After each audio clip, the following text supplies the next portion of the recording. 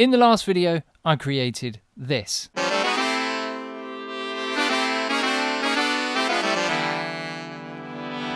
And now, I'm going to create this.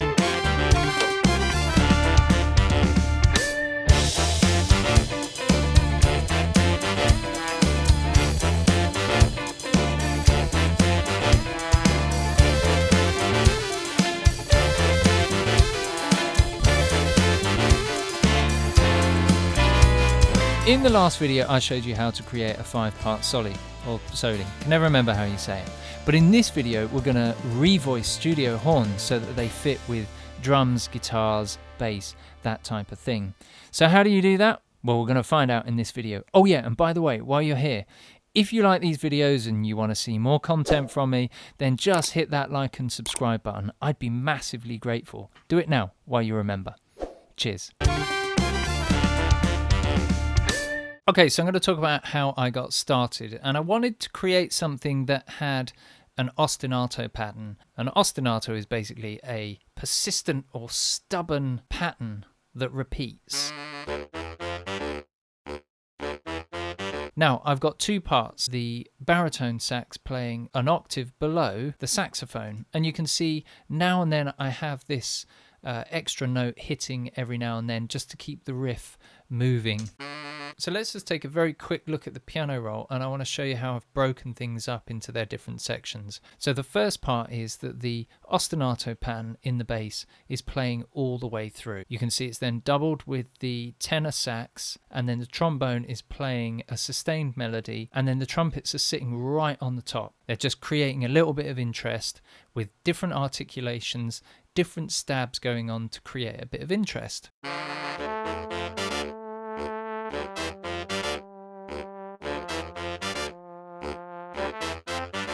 When we move on to the next section, this part here, the close part writing, you can see that trumpet 1 and 2 are in close part together, and then the trombone is doubled an octave below. I did this deliberately because the guitar is doubling the trombone.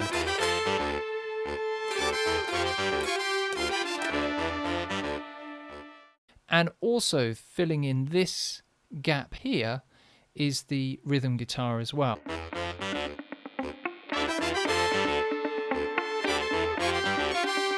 So let's move on to the funk break. Now the funk break is where the rhythm guitar kind of picks up. So what I've done here is the horns are just literally stabbing on the chord, the riff continues, and the trombone is doubling the horns.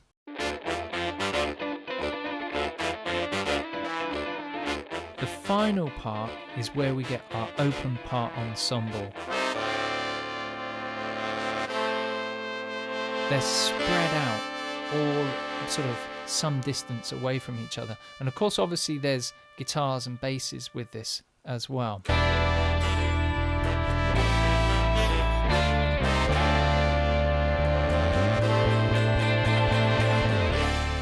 Using dynamics via CC, which is assigned to the mod wheel, can help create more realism. This makes the horn part far more expressive.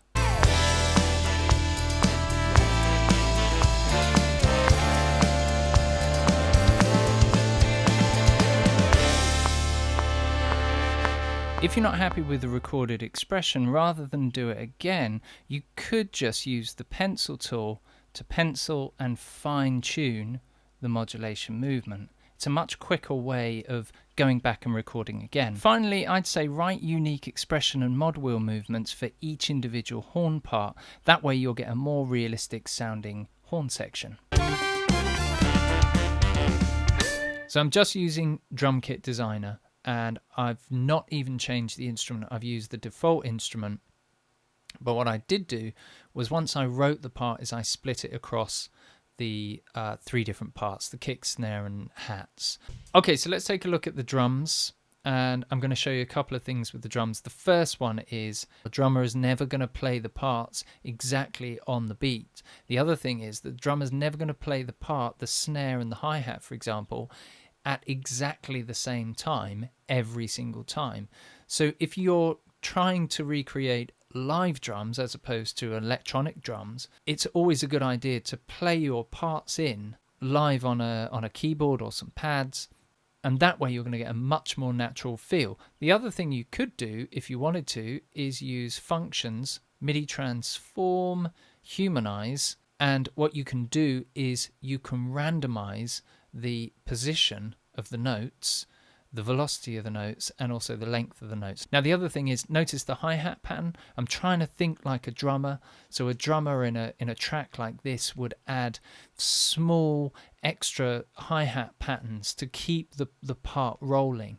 So you can see on this hi-hat pattern we've got nice even quavers or eighth notes, and then every so often I've just put in a 16th pattern. If you notice, velocity wise, they are louder than the second quaver or eighth note. And the reason why I've done that is because, of course, a drummer is naturally going to play on the beat louder. So by varying the position of the notes and also by having different velocity values, it makes the drums feel more natural. So later on in the song, when we get the funk break section, this is where everything picks up a little bit, and a natural thing for a drummer to do would be to go over to the ride cymbal and play the ride.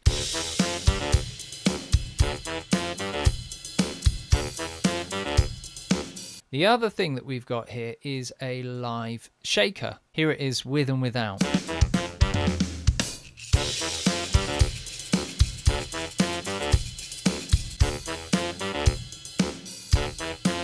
So that's how I've approached the drums. A simple, straightforward beat, but the main thing is making use of the position of the notes, the velocity of the notes, and getting the notes to play on the hi-hat like an actual drummer would naturally play.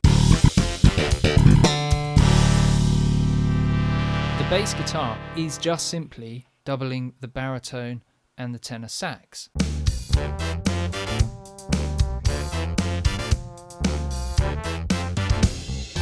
When I get to the close part writing, this is where I'm trying to make the music feel like it's changing. The bass guitar does something different. It just simply plays octaves between a D note and a C note.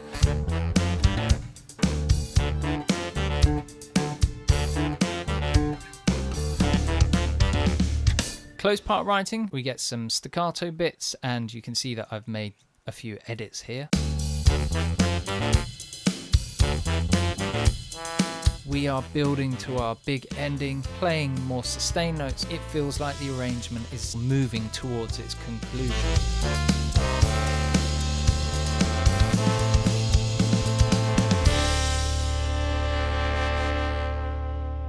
So let's talk guitars, and they are pretty straightforward. There's a 16th note funk rhythm pattern going on.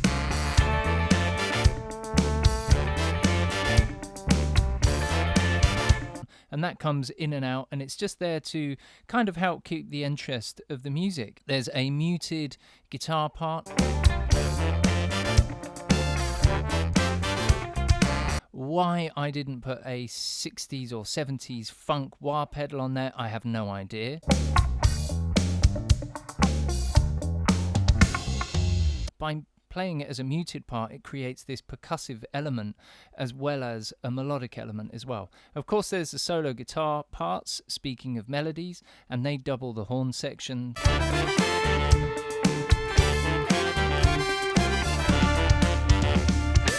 Towards the end of the song, I go down to bar chords, and when I get to the bar chords, that's where the music all opens out.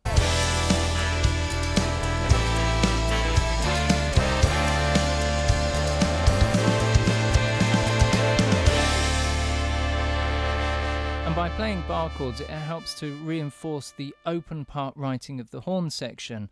So you get this big sound from everything playing together. The bass is sustaining, the guitars are sustaining, the horn section is sustaining, and you get this kind of wide open sound which leads to the conclusion of the song.